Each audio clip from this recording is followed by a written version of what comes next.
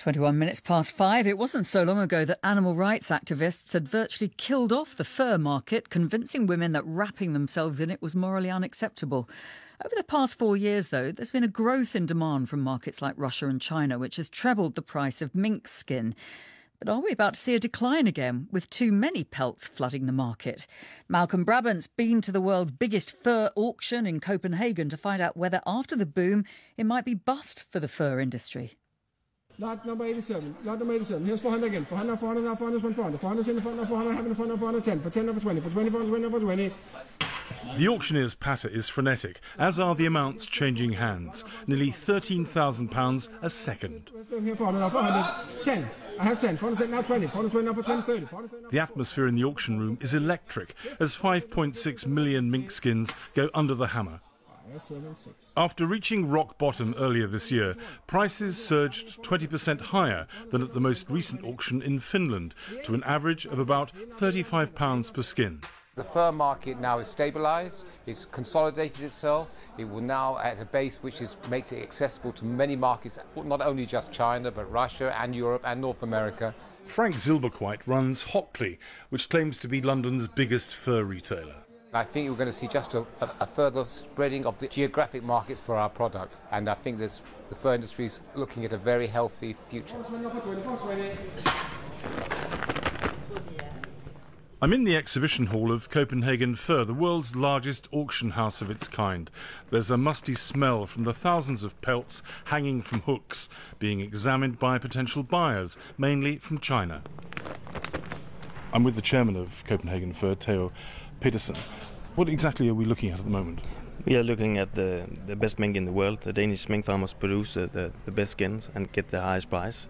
And what we are looking at here, the base mink, is also the most expensive of all types of mink. This is a sort of an off-white fur that we're looking at. How many of these kind of furs would it take to make a full-length coat? Between 25 and 40. If you need that number of skins, how much would it cost to make a fur coat? Between 10 and 25,000 Danish kroner, I think. Round about £3,000 in English money. And do you think that there are lots of Chinese people who can afford that sort of thing? A lot.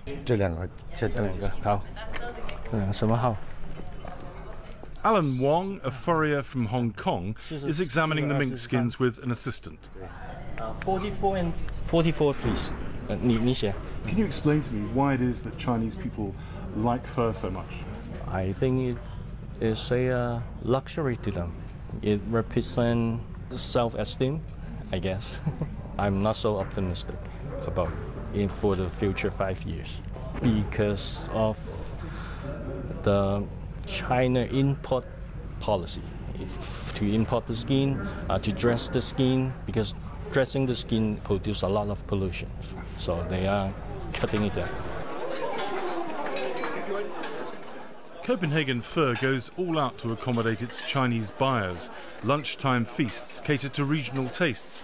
There are heady aromas from spicy fresh shrimp, steaming noodles and sautéed pak choy. Good food is an essential investment because the appetite for mink means that furs now account for 40% of all Denmark's exports to China. The economy is growing very fast in China, and it is easy to sell high-priced product in economy where the economy is growing. In Europe it's going down, so it's very difficult to sell luxurious product.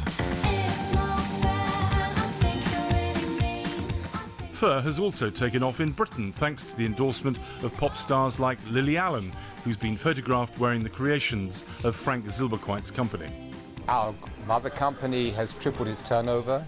We were in the hot 100 companies in the UK last year. Our retail side has gone up about 50–60% over the last 2–3 years. We are winning the ethical war because you can see in sales in the West are increasing.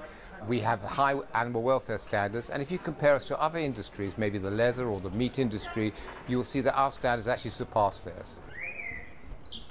I'm with Mirja Thomsen, who's the head of the organisation against the suffering of animals in Denmark. Have you lost the battle over fur? They are a billion-dollar industry having unlimited resources, and they are telling celebrities and people that the animals are not being abused. Mink have a terrible existence.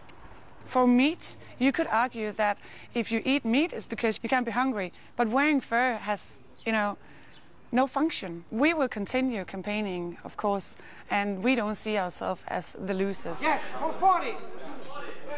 For 40, please. For now, the boom time is over. But here they're happy because they believe that the potential demand in China is so enormous that the high prices will return in a few years' time. 308.